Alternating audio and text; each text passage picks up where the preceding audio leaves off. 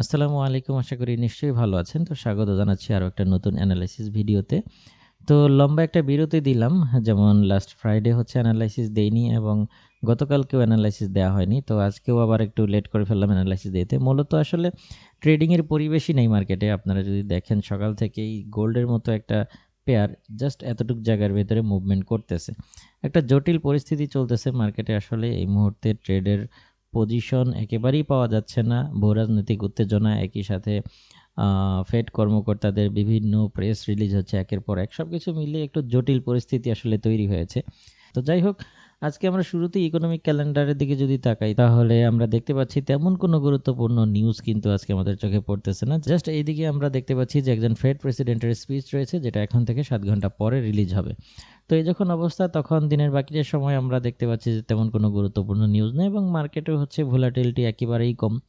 তো এই পরিস্থিতিতে আসলে অনেকগুলো এখানে ইকোনমিক ক্যালেন্ডারে নিউজ না থাকলেও ফান্ডামেন্টালি অনেক ইস্যু তৈরি হচ্ছে। একটা হচ্ছে যে মধ্যপ্রাচ্যে ইসরায়েল হামাসের ভেতরে যুদ্ধবিরতির একটা আলোচনা চলতেছে এবং আরেকটা ব্যাপার হচ্ছে যে এখানে গতকালকে আমরা যেমনটা লক্ষ্য করেছি সেটা হচ্ছে যে মিনিয়াপলসের ফেড প্রেসিডেন্ট নীল কাশকাউরি সহ আরও একজন ফেড কর্মকর্তা মন্তব্য করেছেন যে বর্তমানে মার্কিন স্থিতিশীল অর্থনীতির যে ডেটা পাওয়া যাচ্ছে এবং এই স্থিতিশীল অর্থনৈতিক তথ্য থেকে এটাই প্রমাণ করে যে ফেডারেল রিজার্ভ সুদের হার কমানোর আগে মূলত এই সুদের হার কমানোর সিদ্ধান্ত নেওয়ার আগে আরও সময় নিতে পারে।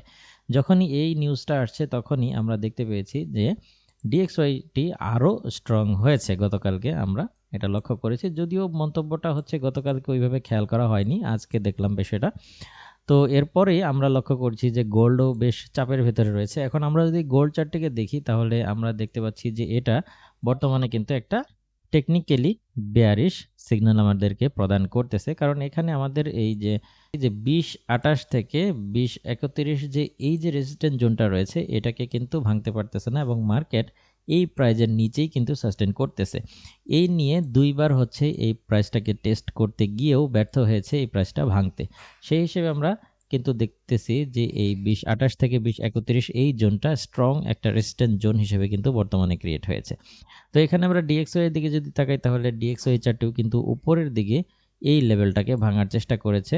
এর আগেও একবার চেষ্টা করেছে, ভাঙতে পারে নাই, প্রাইস রিজেকশন দিয়ে নিচে নেমে গেছে, বাট আবারও কিন্তু উপরের দিকে উঠে আসছে এটা ভাঙার জন্য।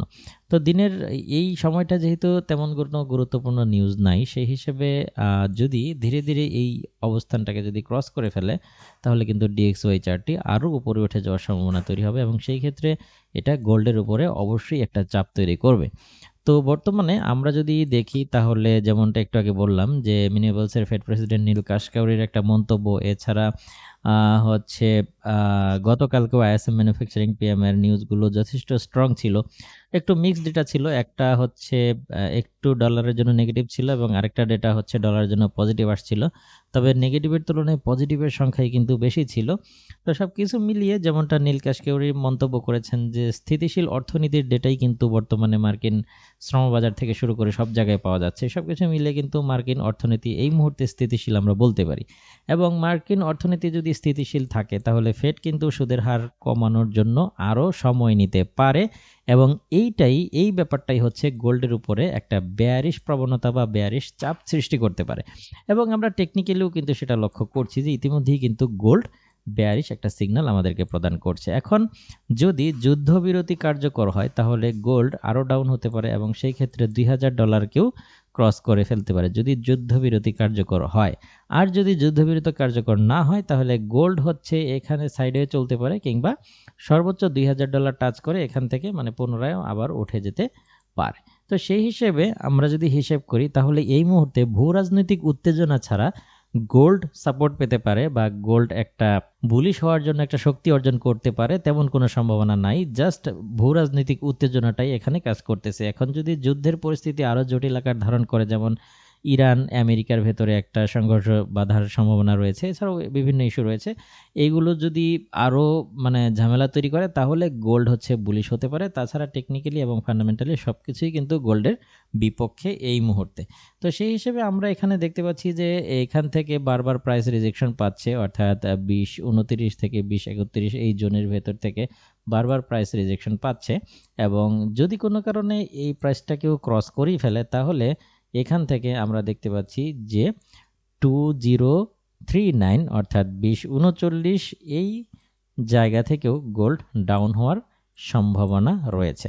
তো সেই হিসেবে আমরা আজকের দিনে ট্রেডিং প্ল্যান করতে পারি, দিনের বাকিটা সময় আর কি, যতটুকু সময় আমাদের হাতে রয়েছে, যে গোল্ডকে যদি আমরা পুনরায় এই জোনে পেয়ে যাই, এখান থেকে আমরা আবারও সেল করতে পারি। ওকে, এবং এই সেলটা যদি ড্র ডাউন করে তাহলে আমরা আরও একটা সেল এখান থেকে করতে পারি, এবং দুটো সেলের স্টপ লস জাস্ট একটু উপরেই আমরা দিয়ে দিতে পারি। এটা খুব বেশি আর উপরে নেওয়া ঠিক হবে না, কারণ এই জোনকে যদি ক্রস করে ফেলে তাহলে পুনরায় গোল্ড বুলিশ মুভমেন্ট শুরু করবে এবং সেটা ধীরে ধীরে উপরের দিকেই উঠে যাবে। আর যদি আমরা বাই জোন মানে খুঁজতে চাই তাহলে আমাদের নিচে এই সমস্ত জোন থেকে, অর্থাৎ গোল্ড হচ্ছে 2016 অর্থাৎ 2016-17 দিক থেকে আমাদের বাই করা উচিত হবে।